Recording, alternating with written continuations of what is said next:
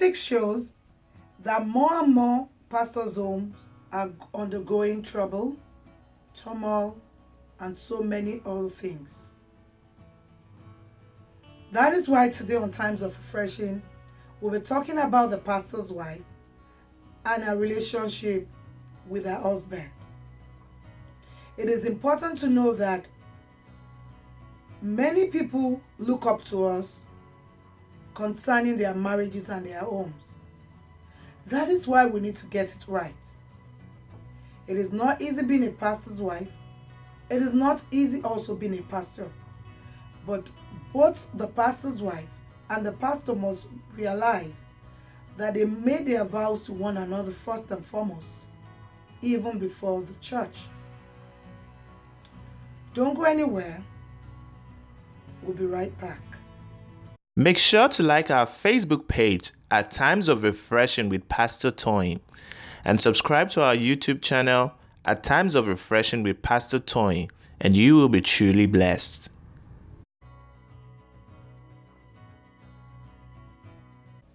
Welcome to Times of Refreshing. I believe that today's topic is going to bless you in very mighty ways. Like I said earlier before we went on the break, we want to talk about the pastor's wife and her relationship with her husband. The Bible in the book of Genesis 2:18 said that it is not good for man to be alone. That was why God created the woman. You are first and foremost a woman, a wife, before a pastor's wife. And once we get this clearly, and once we get this well, it's going to help us in our relationship with our husbands. It is important for you to know that the work of a pastor's wife is not in any way easy. Pastors lead people who have different agendas, who have different mindsets and different needs. And the pastor is constantly looking for ways to be able to meet all the needs in the church.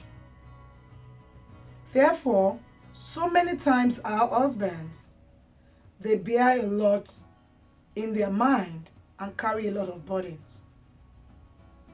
When the Bible says that we are the helpmeet for the man, it is because God knows that there's something very unique about us as women and something very important.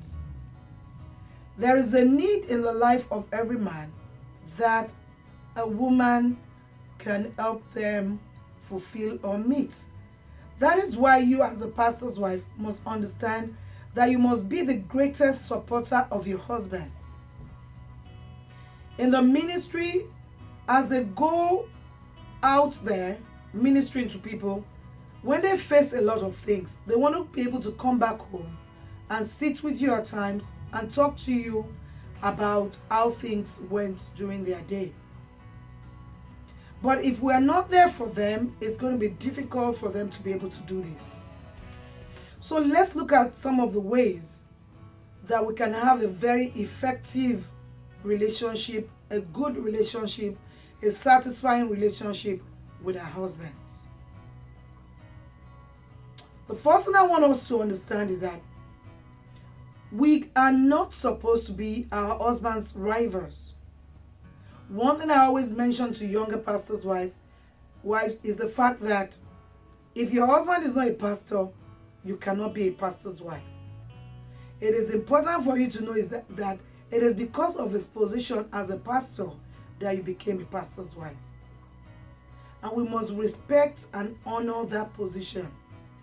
Even though that man is your husband, you must still respect him as God's authority over your life. Therefore, we must be respectful to our husbands. We must learn how to respect our husbands, either in the home or even in the church. Do you know it is funny that as women, it is easier for us to respect other people and not respect our husbands. But we must respect our husbands everywhere and anywhere. Learn not to argue with your husband because you are partners in the ministry. As you are partners in the ministry, you must also be partners at home. So learn not to, rebuke, attack. What word can I use for it? Your husband in the open. What I'm trying to say is that as a pastor's wife, we must know how to check our emotions, especially in the church. I'm not saying we should pretend. There must be a way and a place to correct your husband when he's done something wrong. Correcting our husband openly before the congregation will not make the congregation to respect him. So know the place and the time to correct your husband. Also, as a pastor's wife, we have a role in really seeing who they are. The church look at them differently, but you as the wife, you live with him. You are there with him in the church. He shares things with you. You share with him.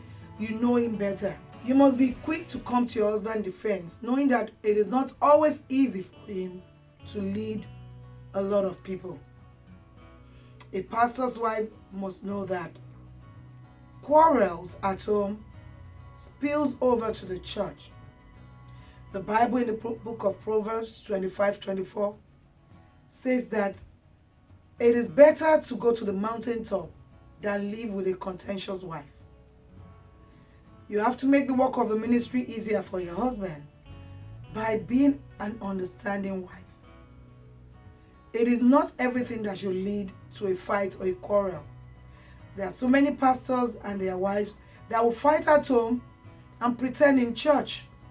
There must always be a conflict resolution way. There must always be a way to resolve conflicts. It is not good to sweep conflicts under the carpet and feel everything is going to be okay. One way or the other, it's going to come out, and you don't want that for the church, because you as the pastor and the pastor's wife need to set good and godly examples. Don't get me wrong, we are all human beings and we are going to have differences. Of course, the pastor and the wife, we are going to have fights and quarrels, but you must know how to resolve your conflicts so that the church would not be affected by your conflicts. There's a way to do things as a pastor's wife. You must be modest. You must be submissive to your husband. After all, the Bible says that we should submit to our husbands in all things. You are partners, but that still doesn't make you the pastor of a church. You're a co-pastor. Don't always be quick to object all your husband's suggestions and all his opinions. You can gently let him understand that some things might not work the way he wants it to work. And as a pastor's wife, one of the things we must not fail to do is to pray. You need to pray about your home. You need to pray about your relationship with your husband. Because once again, I want us to understand that the pastors do a lot of work. And I'm not trying to say we do not do. I'm not trying to underestimate what we do as they help me. We do a lot.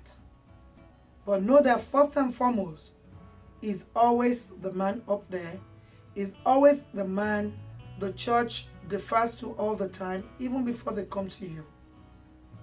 So stop being a rival to your husband. You are the helpmate. You are the help that God knows that he needs, the appropriate help that your husband needs. You are there to complement all his efforts, just the way he would also complement your effort. Let us learn to be the virtuous woman. Let us learn to be the humble pastor's wife. Let us learn to be the pastor's wife that our husbands can count on, that our husband can bear their hearts to, that our husband can share their burdens with. When we do that, we make the work of the ministry easier for them. And not only that, when we also do that, we have peace in our home and that peace spills to the church. First ladies, there's nothing as good as having a wonderful relationship with your husband. It makes the work of the ministry go smoothly. The Bible says in Amos 3:3 that can two work together except they be agreed. As partners in the ministry, you have to be in agreement with one another so that the work of God can move forward. I want to encourage you, if you're a pastor's wife and you're having problems with your husband, take it to God in prayer.